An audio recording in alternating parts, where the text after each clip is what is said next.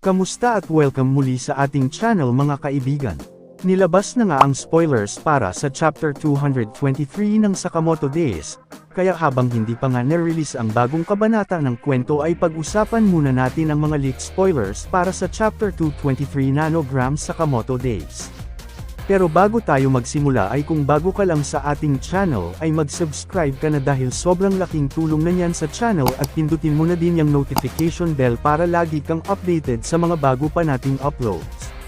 Matapos nating masaksihan ang matinding sagupaan na naganap sa pagitan nitong si Nagumo at Oki ay dito nga sa mga spoilers na to mga kaibigan ay ipinakita sa atin ang patuloy na paglalaban ng dalawang halimaw na assassins mula sa JAA Association.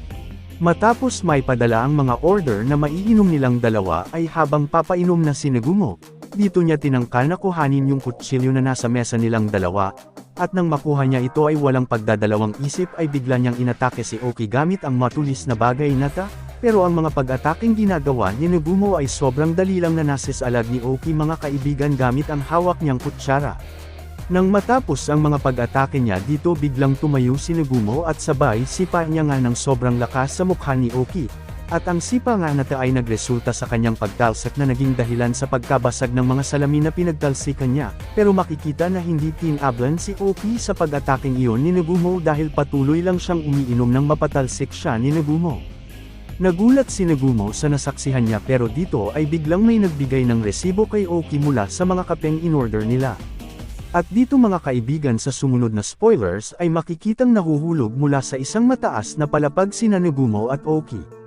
Patuloy na nagkakaroon ng pag-uusap ang dalawa habang si Nagumo ay inilabas na ang kanyang gamit na pinaglalagyan niya ng kanyang mga armas. Itong armas nga ang nakuha niya at nang makuha niya nga ito ay dito na muling nagpatuloy sa ere ang sagupaan ng dalawa gamit ang kanilang mga armas. Pero matapos nilang mahulog mula sa taas ay nagkaroon muli ang dalawa ng pag-uusap tungkol sa kung bakit nakipag-alyansa itong si Oki kina Usoki na ngayoy kabilang na sa order. Habang patuloy nga ang pag-uusap ng dalawa ay sa kabilang banda ay makikita ang mga mayayabang na kalalakihan na ito. Napansin naman nitong kalbo yung pulis mula sa kanyang gilid at dito niya ngang tinangkang lapitan at asarin ito.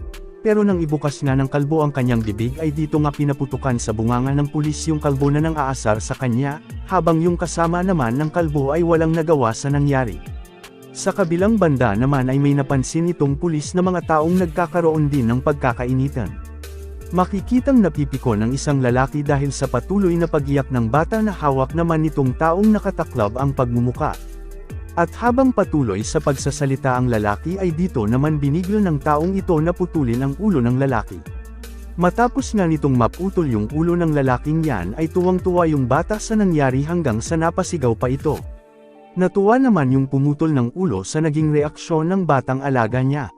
Sa kabilang banda naman habang nangyayari ang mga bagay na yan ay sa isang lugar makikitang may mga babaeng nagkakaroon ng pag-uusap. Napagkasunduan naman ng mga babaeng ito na magtungo sa isang lugar at habang nagpapatuloy nga silang naglalakad ay habang hawak ng babae na yung card nila ay dito nga biglang lumitaw sa harap nila itong si Gozo at Torres.